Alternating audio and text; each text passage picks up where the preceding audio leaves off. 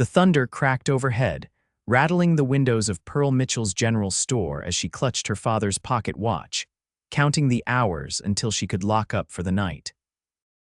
Lightning flashed across the Montana sky, illuminating the muddy main street of Clearwater Springs in the spring of 1878, a town that had seen better days since the mine had dried up, and most folks had moved on to more promising territories. Pearl hadn't. This store was all she had left of her family, and she'd die before she'd abandon it like everyone else had abandoned her. The bell above the door jingled, and Pearl looked up from her ledger, expecting Mrs. Holloway coming for her weekly supplies. Instead, a tall figure stood silhouetted in the doorway, dripping rainwater onto her clean wooden floor. "We're closing soon," Pearl said, not bothering to hide the weariness in her voice. The man stepped forward, removing his sodden hat to reveal sun-weathered skin and eyes the color of the big sky on a clear day. His clothes were trail-worn but decent, and despite the mud caked on his boots, he carried himself with a quiet dignity. "Apologies, madam. Just need a few supplies before heading back out." His voice was deep and smooth like honey poured over gravel. Pearl nodded curtly, gesturing to the shelves. "Take what you need then." As he moved through the store, selecting items with careful deliberation, Pearl found herself watching him. There was something different about this stranger, not like the roughnecks who occasionally blew through town looking for trouble. "You new to Clearwater Springs?" she asked, breaking her own rule about not engaging with customers more than necessary. He nodded, placing coffee, sugar, and beans on the counter. "Name's August Riley. Bought the old Henderson place about 10 miles out." Pearl's eyebrows shot up. "That land's been abandoned for years. Nothing but rocks and scrub brush out there." "Good grazing land if you know where to look," he replied with the hint of a smile. "Planning to run cattle. Folks around here will tell you that's a fool's errand. Wouldn't be the first time I've been called a fool." His eyes crinkled at the corners when he smiled. "But I've got a feeling about this place." Pearl tallied his purchases. "That'll be $2.35. As he counted out the money, she noticed the calluses on his hands, working hands, not a drifter's. "Most people don't stay in Clearwater Springs long," she said. "Town's dying." "Then I reckon it needs folks willing to give it a chance." He placed the coins in her palm, his fingers brushing against hers for just a moment. "I'll be back next week for more supplies." Pearl felt something flutter in her chest but quickly tamped it down. "That's what they all say." "I'm not they all, Miss Mitchell, Pearl Mitchell, Miss Mitchell," he nodded, gathering his purchases. "I keep my word." "We'll see," she muttered as he headed for the door. August paused, turning back to her with those piercing blue eyes. "Indeed we will." The following Thursday, true to his word, August returned. And the Thursday after that. Each time he'd bring news of his progress on the ranch, fixing fences, clearing the old homestead, preparing for the cattle he'd ordered from Wyoming. Pearl found herself looking forward to his visits, though she'd never admit it aloud. On his fourth visit, as Pearl was closing up shop, August lingered. "I've been thinking," he said, leaning against the counter.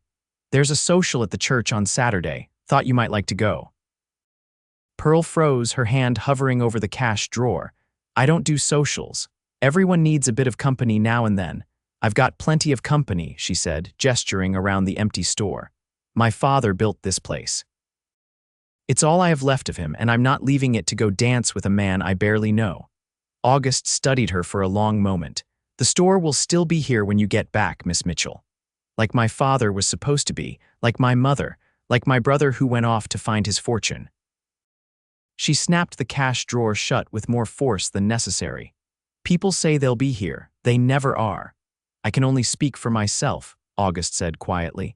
"But when I say I'll be somewhere, I'm there." Pearl shook her head, turning away to organize items that didn't need organizing. "You'll leave like everyone else." He was silent for so long that she thought he might have gone. When she finally looked back, he was watching her with an expression she couldn't quite read. "I'll be here tomorrow," August said, placing his hat on his head. "And every day after that you need me to be." After he left, Pearl stood alone in her store, wondering why his words had lodged themselves so firmly in her heart. True to his word, August appeared the next day, not to buy anything but to fix the loose boards on her porch that had been creaking for months. Pearl watched from the window, bewildered by this man who asked for nothing in return. "Why are you doing this?" She finally asked, bringing him a glass of water. August took a long drink before answering. "Because it needed doing. There are plenty of things in this town that need doing. You can't fix them all." "No," he agreed, "but I can fix what's in front of me." He looked at her directly then. "That's how a man builds a life worth living, Miss Mitchell. One repair at a time." Pearl didn't know what to say to that, so she said nothing at all. Over the following weeks, August became a regular fixture in Clearwater Springs. He brought in his first herd of cattle, not many, but enough to start. He hired 2 local boys to help on the ranch, putting money back into the struggling town. And every few days, he'd stop by Pearl's store, sometimes to buy supplies, sometimes just to say hello. The townsfolk noticed. Mrs. Holloway commented more than once that Riley fellow has his eye on you, Pearl, which Pearl dismissed with practiced indifference. But privately, she began to wonder about the quiet cowboy who kept his promises. One stormy afternoon in late May, the sky opened up with the kind of deluge that turned streets into rivers. Pearl was preparing to close early when the door burst open, and August stumbled in, carrying a small, wet bundle. What in heaven's name? Pearl started, but then the bundle moved, and she realized it was a child, a little girl no more than 6 years old, soaked to the bone and shivering. "Found her at the edge of town," August explained, his own clothes dripping onto the floor. "Says her name is Lucy. Wagon broke down and her pa went for help yesterday but never came back." Pearl's heart constricted. "Bring her to the back," she instructed, already moving toward the living quarters behind the store. "There's a fire going." They settled the girl by the hearth, wrapped in one of Pearl's quilts. Her small face was pinched with cold and fear, but she accepted the warm milk Pearl offered without a word. "I'll ride out and look for her father," August said in a low voice. "Storm's getting worse, though." Pearl nodded, looking at the child who was finally beginning to warm up. "She can stay here tonight. I'll be back before nightfall, with or without him," August promised, heading for the door. "August," Pearl called after him. "Be careful." He paused, surprised at her use of his first name, then he nodded once and disappeared into the rain.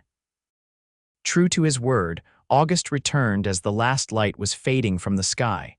The news wasn't good. He'd found the wagon, broken axle, abandoned. Of Lucy's father, there was no sign except for boot prints leading off toward the mountains. "He might have tried to reach the mining camp," August suggested, accepting the coffee Pearl offered. "I'll go back out tomorrow with more men." Lucy had fallen asleep on Pearl's bed, exhausted from her ordeal. Pearl looked at the child's face, peaceful in sleep despite everything. "What if they don't find him?" she asked quietly. August met her gaze steadily. "Then we do what needs doing." The search party rode out at first light. For 3 days, they combed the hills and valleys around Clearwater Springs. On the 4th day, they found what remained of Thomas Jenkins, Lucy's father. A rockslide had caught him as he tried to cross a steep pass. He'd been dead since the day he left his daughter. Lucy took the news as only a child who had already endured too much could, with quiet tears and a resignation that broke Pearl's heart. The town held a collection for the burial, and to everyone's surprise, it was Pearl who stood beside the little girl at the graveside, holding her small hand. "What happens to her now?" Mrs. Holloway asked after the service. Before Pearl could respond, August stepped forward. "Miss Mitchell has kindly offered to care for Lucy until her relatives can be located." Pearl shot him a startled glance but said nothing to contradict him. The truth was, she had been wondering the same thing herself, unable to imagine sending Lucy to an orphanage after everything the child had lost. Later, alone in the store with August while Lucy napped, Pearl confronted him. "I never said I'd take her in." "No," he agreed calmly, "but you already have, haven't you?" Pearl couldn't argue with that. In just a few days, she'd rearranged her living quarters to make space for Lucy, taught her how to mind the store, and found herself planning meals for 2 instead of 1. "I don't know anything about raising a child," she admitted. "Neither do I," August said, "but I've observed that most people figure it out as they go along." He hesitated, then added, "I could help if you'd let me." Pearl studied him, this man who had walked into her life and somehow begun to change everything. "Why would you do that?" "Because I care about what happens to Lucy," he said. Then, more softly, "And I care about what happens to you, Pearl Mitchell." Pearl felt her defenses rising. "I've managed on my own for years. I know you have, and you could keep on managing, but sometimes life offers us a chance to do more than just manage." He took a step closer. "Sometimes it offers us a chance to live." Pearl turned away, busying herself with straightening items on a shelf. "People who say things like that don't understand what it's like to be left behind. Don't I?" The sudden edge in his voice made her turn back. August's eyes were darker now, clouded with memories. "My wife and son died of fever 5 years ago. I was away, driving cattle to market. By the time I got back, they were already in the ground." Pearl's hand flew to her mouth. "I didn't know. No reason you should." He drew a deep breath. "I spent 2 years trying to drink myself to death after that. Didn't work. So I decided if I had to keep living, I'd try to do some good in the world." His gaze held hers. "That's why I understand wanting to shut yourself away, Pearl, and that's why I know it doesn't work." For the first time in years, Pearl felt the walls around her heart begin to crack. "I'm afraid," she whispered. "Of what? Of caring, of losing, of being the one left behind. Again." August nodded slowly. "That's a fair fear. I can't promise nothing bad will ever happen, but I can promise I won't leave by choice." "You'll leave like everyone else," she said, but the words held less conviction than before. "I'll be here tomorrow," he replied simply, "and every day after that until you believe me." As summer bloomed across the Montana territory, a tentative rhythm developed. Lucy stayed with Pearl, sleeping in the small room that had once belonged to Pearl's brother. August rode in from his ranch 3 or 4 times a week, often bringing small gifts, a carved wooden horse for Lucy, fresh strawberries he'd found growing wild, a book he thought Pearl might enjoy. Word came from the sheriff that Lucy had no living relatives they could find. Pearl filed the paperwork to become her legal guardian. Without much thought, it seemed the natural thing to do. The little girl had begun to smile again, helping in the store and bringing unexpected joy to Pearl's ordered life. One hot July afternoon, August arrived with his wagon instead of on horseback. "Thought you ladies might like to see the ranch," he said, looking somewhat nervous. "Got a new calf I promised to show Lucy." Lucy's eyes lit up. "Can we go, Miss Pearl, please?" Pearl hesitated. She hadn't left the store for more than an hour or 2 in years. "I don't know." "I could watch the store," offered Mrs. Holloway, who had stopped in for flour. "Been meaning to learn how you keep your ledgers so neat." Finding herself outnumbered, Pearl reluctantly agreed. The ride to August's ranch took nearly an hour, during which Lucy chatted excitedly about the animals they might see. Pearl sat stiffly beside August on the wagon seat, acutely aware of his presence. The Henderson place, now the Riley Ranch, had transformed since August's arrival. The tumble-down cabin had been repaired and expanded. A sturdy barn stood nearby, with a corral where several horses grazed. The cattle were visible in the distance, dark shapes against the green hillside. "It's beautiful," Pearl said, surprising herself with her sincerity. August's smile was like sunrise. "It's coming along, still plenty to do." He showed them around the property with evident pride, pointing out the improvements he'd made and the plans he had for the future. Lucy was delighted with the calf, a wobbly-legged creature with a white star on its forehead. "She can be yours if you like," August told her. "You can name her and everything." Lucy's eyes widened. "Really, my very own cow, really, though she'll have to stay here with the herd. Then I'll name her Star," Lucy decided, "and I'll visit her all the time." "As often as you like," August promised, ruffling her hair. Later, as Lucy played with the barn kittens under the watchful eye of August's ranch hand, August led Pearl to a spot behind the house where a small garden was taking shape. "Not much yet," he said, "but I've got tomatoes coming in and beans. Thought maybe you could use fresh vegetables at the store." Pearl knelt to examine a tomato plant. "Did you grow these from seed?" August nodded. "My mother taught me she could grow anything, even in the worst soil." "My mother too," Pearl said softly. "We had a garden behind the store when I was a girl. Haven't had the time to tend one since." She trailed off. "Since your father died," August prompted gently. Pearl nodded. 3 years ago, influenza took him. My brother Thomas had already left by then, headed to California. Never came back, not even for the funeral. I'm sorry. It's the way of things, isn't it? People leave. She stood, brushing dirt from her skirt. Even you will, eventually. Once your ranch is successful, you'll want to expand, move on to bigger opportunities. August caught her hand before she could walk away. Pearl Mitchell, I don't know how to make you believe me, but I am not going anywhere. I didn't come to Clearwater Springs by accident. I chose this place to put down roots. Why? She challenged. It's a dying town. Maybe it was. But I see life here now. His eyes held hers. I see a stubborn, beautiful woman raising an orphan child. I see my cattle growing fat on good grass. I see a community that's starting to believe in itself again. He squeezed her hand. I'm not looking for bigger opportunities.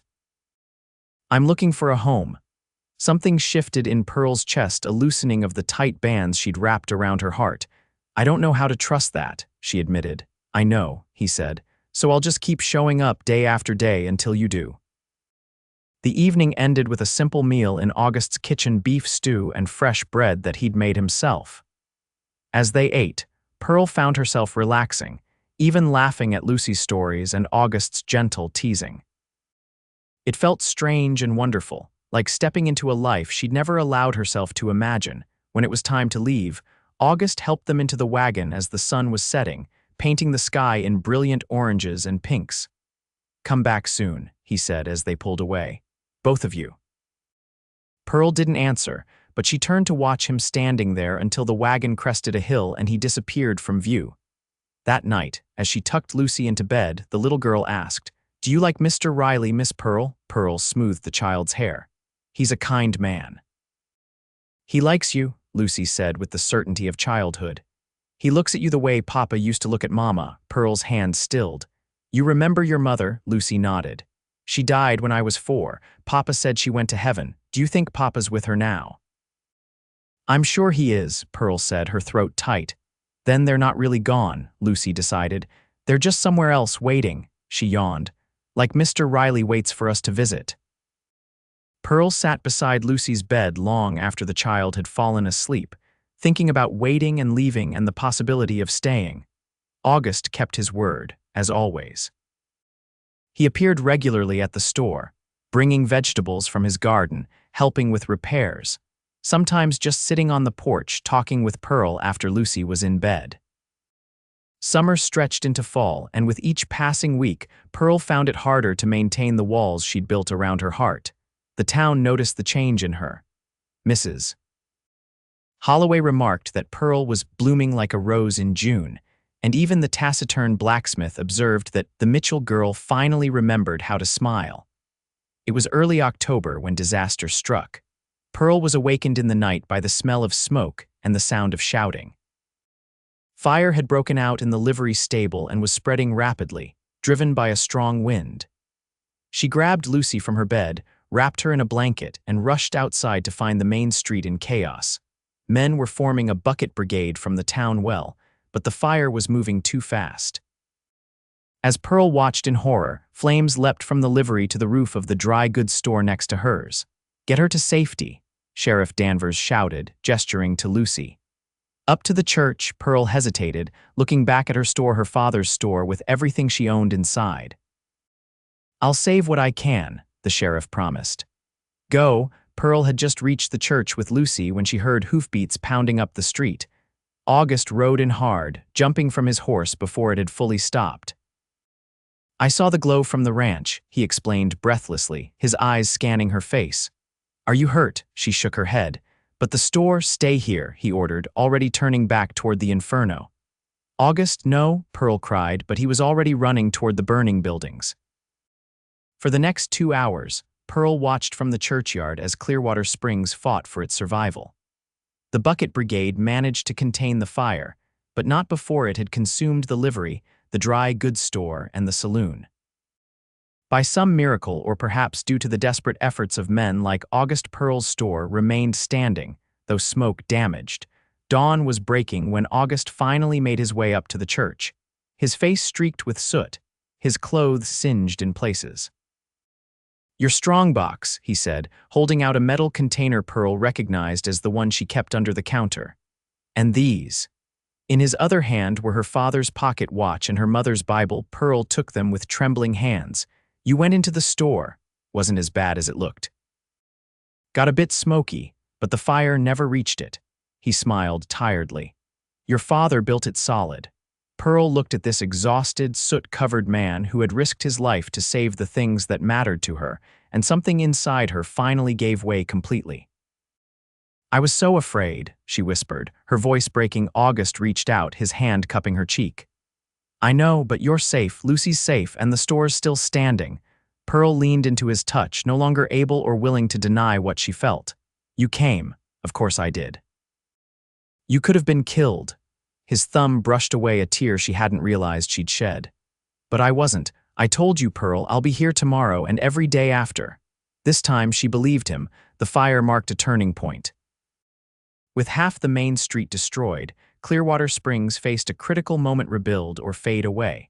To everyone's surprise, it was Pearl who called a town meeting in the church the following Sunday. My father believed in this town, she told the assembled citizens. He built his store here because he saw something worth investing in. I think it's time we all remembered what that was. Over the following weeks, Pearl opened her store as a temporary replacement for the ones that had been lost. She extended credit to those who needed it, worked with the owners of the destroyed businesses to get back on their feet, and even convinced the bank in Helena to provide loans for rebuilding. And August was there through all of it, dividing his time between his growing ranch and helping with the reconstruction efforts. He seemed to be everywhere at once, hauling lumber, raising walls, encouraging those who were ready to give up. By Thanksgiving, a new livery stable was operational, and the foundations had been laid for the other buildings. The town held a community dinner in the church, and as Pearl looked around at the faces, tired but determined, hopeful again, she felt a sense of belonging she hadn't experienced in years. August sat beside her with Lucy between them. Proud of you, he murmured as the plates were being cleared away. For what? For opening your heart again, not just to me but to all of this. He gestured around the room. You've brought this town back to life, Pearl. She shook her head. We all did it together, but you led the way. He took her hand under the table, his fingers warm against hers. I knew from the first day I walked into your store that you were someone special. Pearl felt a blush rising in her cheeks. I wasn't very welcoming, as I recall. You were honest. That's better than welcome any day. He squeezed her hand. Come out to the ranch for Christmas. You and Lucy both. Pearl found herself nodding. We'd like that. The weeks leading up to Christmas were busy ones. The store did more business than it had in years, as people prepared for the holiday and stocked up for winter. Pearl barely had time to think, but each night as she closed up, she found herself looking forward to Christmas at August's ranch with a sense of anticipation she'd almost forgotten how to feel. The day before Christmas Eve, a stagecoach pulled into town, an unusual sight since regular service had been reduced to once a month during winter. Pearl watched from her store window as a single passenger disembarked, a tall man in a fine coat who stood looking around as if getting his bearings. Something about his stance made Pearl's heart skip a beat. When he turned toward the store, she gasped. Thomas, her brother, whom she hadn't seen in 5 years, walked through the door of Mitchell's general store with a hesitant smile. Hello, Pearl. Pearl stood frozen behind the counter, unable to process the sight of him. What are you doing here? I came to see you. He removed his hat, revealing hair that had darkened from the blonde she remembered to a light brown. Got your letter about the fire. Thought you might need help. That was 2 months ago, Pearl said, finding her voice. And I didn't ask for help. Thomas had the grace to look ashamed. I know, I should have come sooner, should have come when Father died. He met her eyes. I'm sorry, Pearl. Before she could respond, Lucy came bounding in from the back room. Miss Pearl, I finished sorting the... She stopped short at the sight of the stranger. Lucy, this is my brother, Thomas Mitchell, Pearl said mechanically. Thomas, this is Lucy Jenkins, my ward. Thomas looked between them in surprise. Your ward? You have a child? I'm 6.5, Lucy informed him seriously. Miss Pearl takes care of me because my papa died. I see, Thomas said, though clearly he didn't. Well, it's very nice to meet you, Miss Lucy. The bell above the door jangled again, and August walked in, carrying a small fir tree. Found a Christmas tree for the store, just like you. He stopped when he saw Thomas, his expression instantly wary. August, Pearl said, her voice tight. This is my brother, Thomas. Thomas, this is August Riley. He owns the ranch outside of town. The two men sized each other up. August set the tree down carefully before extending his hand. Mitchell, heard a lot about you. Thomas shook his hand. Wish I could say the same, Riley. An uncomfortable silence fell. Lucy, sensitive to the tension, moved to stand beside Pearl. Well, August said finally, I should get back to the ranch. Got those fence posts to mend before the snow comes in. He looked at Pearl. Still planning on Christmas dinner tomorrow, Pearl nodded, not trusting herself to speak. Bring your brother, August said, though his smile didn't quite reach his eyes. Plenty of food to go around. After he left, Thomas turned to Pearl with raised eyebrows. Seems like I've missed quite a lot. Yes, Pearl said coldly, you have. That evening, after Lucy was asleep, Pearl and Thomas sat in the small living room behind the store. 5 years of silence lay between them like a physical presence. You've done well with the store, Thomas offered. It looks good. No thanks to you, Pearl couldn't help saying. You left me alone to care for Father, to run the business, to handle everything. Thomas stared into his coffee cup. I know, I was selfish. Why did you really come back, Thomas? After all this time, he sighed. California wasn't what I thought it would be. Made some money, lost it all. Made more, lost that too. He looked up at her. But mostly, I missed home, missed you. Pearl wanted to believe him. Part of her, the little sister who had once adored her big brother, wanted to welcome him back with open arms. But the woman who had been abandoned, who had learned the hard way that people leave, couldn't trust so easily. You hurt me, she said simply. You promised you'd come back, that you'd write. You did neither. I was ashamed, Thomas admitted.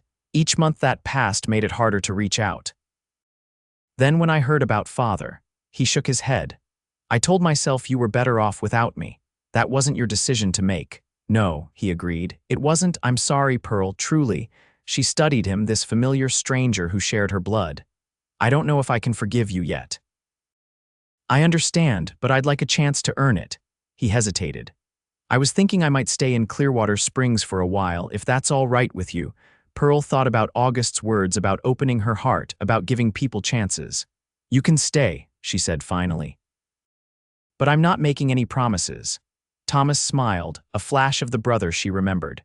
That's fair, thank you.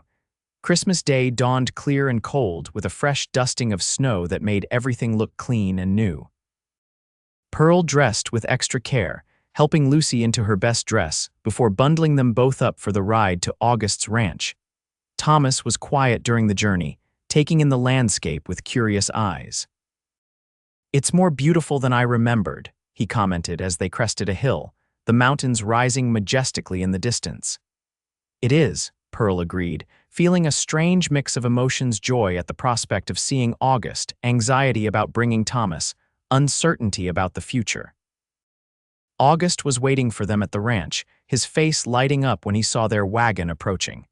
He'd clearly been busy. The cabin was decorated with pine boughs and red ribbons, and smoke rose invitingly from the chimney. Merry Christmas. He called, helping Pearl down from the wagon with strong, gentle hands. Welcome to Riley Ranch. Lucy raced ahead, eager to see the animals, while Thomas hung back, observing the easy familiarity between Pearl and August with thoughtful eyes. The day unfolded like a dream. August had prepared a feast: roast beef, potatoes, carrots from his garden that he'd stored in the root cellar, and an apple pie that he admitted Mrs. Holloway had helped him with. They ate at a table set with real china that August said had belonged to his mother. After dinner, they exchanged simple gifts. August had carved a beautiful jewelry box for Pearl, with roses etched into the lid. For Lucy, he'd made a doll with real horsehair and a dress sewn from calico. Even Thomas received a gift, a fine leather wallet that August had tooled himself. I didn't bring anything, Thomas said, embarrassed. Your presence is gift enough, August replied with unexpected graciousness. Family is important. As the day progressed, Pearl watched the two men carefully.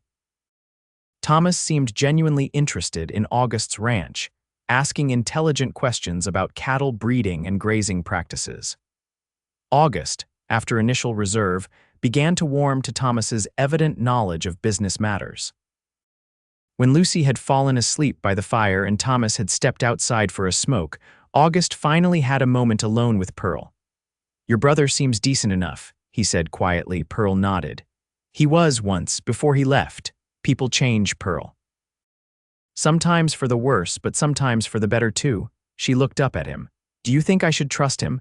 I think you should trust yourself." August took her hand. "You have good instincts about people." "Not always," she said with a small smile. "I thought you were just another drifter who'd disappear when things got difficult." August chuckled. "Well, I'll grant you that one mistake." His expression grew serious. "But I'm glad you gave me a chance to prove otherwise." Pearl squeezed his hand. "So am I." They were still standing like that, hands clasped, when Thomas returned. He took in the scene with a knowing look but said nothing. The short winter day was drawing to a close when they prepared to leave. As August helped Pearl into the wagon, he pressed something into her hand, a small envelope. "What's this?" she asked. "Just a note," he said. "Read it when you get home." All the way back to town, Pearl was acutely conscious of the envelope in her pocket. Once Lucy was asleep and Thomas had retired to the room she'd prepared for him, she finally opened it. Inside was a simple card with August's bold handwriting. "Pearl, I know you've been hurt by people leaving. I know words alone won't heal that hurt. But I want you to know that I love you, your strength, your kindness, your fierce loyalty. I love the way you care for Lucy, the way you fought for this town, the way you're trying to forgive your brother. I'll be here tomorrow and every day after for as long as you'll have me. Yours, August." Pearl read the note 3 times, tears blurring her vision. Then she put on her coat and slipped out into the cold night. The streets were deserted, everyone home with their families for Christmas. Pearl walked quickly, her breath clouding in the frigid air, her mind made up. When she reached the sheriff's office, she knocked firmly. Sheriff Danvers answered, looking surprised. "Miss Mitchell, everything all right?" "I need a favor," Pearl said. "Can you take me to August's ranch tonight?" The sheriff raised his eyebrows but asked no questions. 20 minutes later, his horse and buggy were ready, and they set off through the moonlit landscape. August answered his door with a startled expression, still dressed though it was nearly midnight. "Pearl, what's wrong? Is it Lucy?" "No," she said, stepping past him into the warmth of his cabin. "Lucy's fine, she's with Thomas." She turned to face him, suddenly nervous. "I read your note." August stood very still. And I realized something." Pearl took a deep breath. "I've been so afraid of being left that I never considered what I might be missing. I've been waiting for you to leave like everyone else, but that's not fair to you and it's not fair to me either." She moved closer to him. "You've shown me day after day what it means to stay, what it means to build something that lasts." Her voice softened. "What it means to love." August's eyes never left her face. "Are you saying?" "I'm saying I love you too," Pearl whispered, "and I'm ready to believe that you'll be here tomorrow." August closed the distance between them, his hands coming up to frame her face. "And every day after," he promised, just before his lips met hers. The kiss was gentle at first, then deepened with the force of feelings too long denied. Pearl felt as though she were coming home to a home she hadn't known she was missing until this moment. When they finally broke apart, August rested his forehead against hers. "Stay," he murmured. "Not just tonight, but always. Marry me, Pearl." Pearl smiled, her heart lighter than it had been in years. "Yes." They were married in the church on New Year's Day, 1879, with Lucy as their flower girl and Thomas standing as August's best man. The entire town turned out for the celebration, which many later said marked the true rebirth of Clearwater Springs.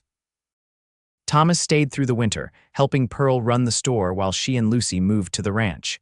By spring, he had proved himself trustworthy enough that Pearl offered him a partnership in the business. To her surprise, he accepted. "I'm not looking to wander anymore," he told her. "Found out the hard way that what I was searching for was right here all along." Lucy thrived in her new home, caring for her cow Star and the other animals, attending the school that the town had reopened. She began calling August Pa and Pearl Ma without any prompting, as naturally as if they had always been her parents. As for Pearl and August, they built a life together day by day, keeping the promises they had made. The ranch prospered, expanding gradually as August acquired more land and cattle.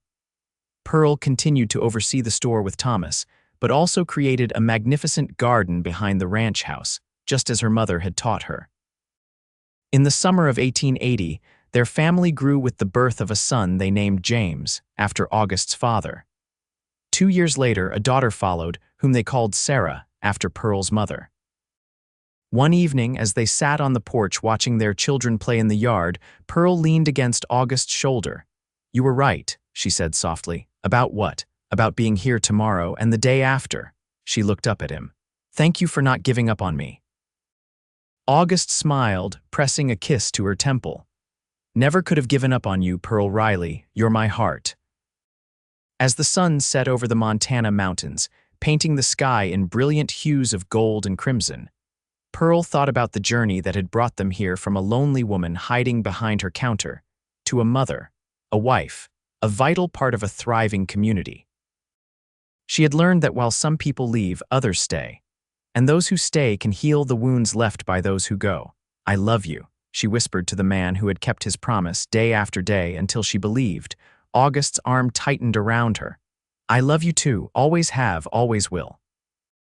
In the years that followed, Clearwater Springs grew from a dying mining town into a prosperous ranching community. The Riley Ranch became one of the largest in the territory, known for its fine cattle and the family that ran it with love and determination. And if anyone in town ever asked Pearl Riley if she feared being left alone again, she would smile and shake her head. "Some promises," she would say, "are kept for a lifetime."